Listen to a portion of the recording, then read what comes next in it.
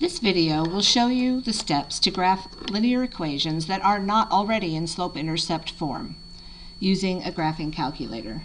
As you can see from our first equation here, it is not in y equals mx plus b form, but I need it to be if I want to use my graphing calculator. So let's solve for y. The first step is we're going to subtract the 3x from both sides, leaving us with a negative 2y on the left and a negative 16 minus 3x on the right. Notice these are not like terms, so I cannot combine them. And because I'm going to put them in my graphing calculator, I don't care that it's not in y equals mx plus b form perfectly. I just want the y by itself. My last step is to divide both sides by a negative 2, leaving me with y is equal to a negative 16 minus 3x over a negative 2. Now I can put that in my graphing calculator. Go to your y equals, and in y1, let's make our fraction boxes show up. We're going to put a negative 16 minus 3x on the top, a negative 2 on the bottom, and again I'm going to graph it and take a look at it.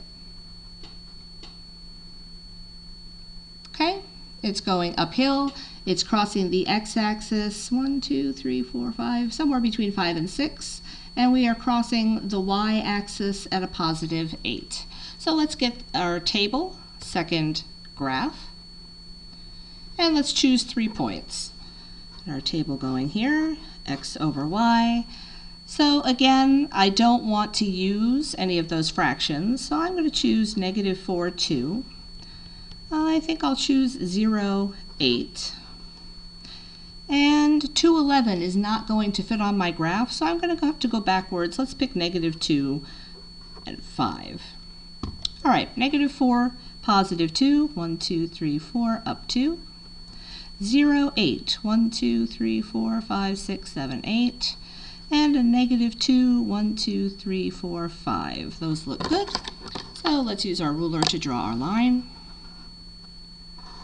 making sure we have arrows on both ends, and let's label our line. This is 3x minus 2y is equal to a negative 16. Okay, let's solve the second equation. Again, we want to get this y by itself, so I'm going to subtract this x, leaving me with a y is equal to a negative 7 minus x. Notice there is nothing here, it's a 1. And I don't need to divide by 1, that won't change anything. So we're going to leave it just like that and put it into our graphing calculator. So let's go back to our y equals. I'm going to clear the old equation out, and we'll type in a negative 7 minus x. Once more, I'm going to graph it so that I can see what it looks like. As you can see, it's going downhill. It's crossing somewhere between, let's see, 1, 2, 3, 4, 5, 6, between 7 and 8. And it is crossing y at negative 7. So second graph will give us points that we can use. I'll take that negative 4, negative 3. I think I'll take the 0, negative 7. And how about the 1, negative 8? Okay, let's get those put on our table. Negative 4, 1, 2, 3, 4, down 3.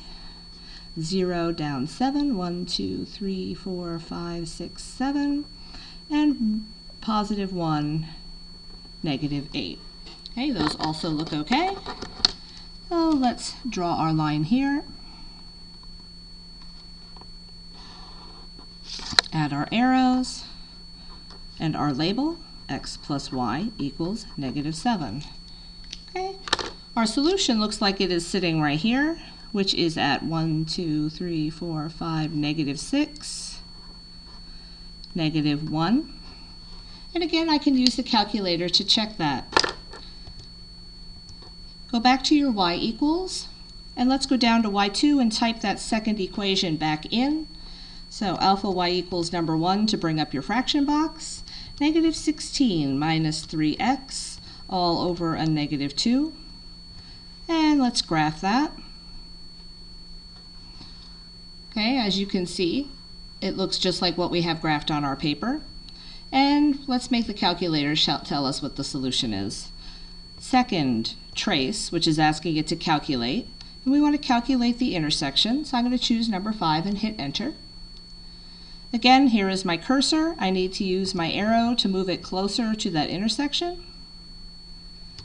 And then I'm going to hit enter 3 times. 1, 2, 3. And it says our answer is -6, -1, which is what we got. So by checking it in the calculator, we know that our work is correct and that we did a good job.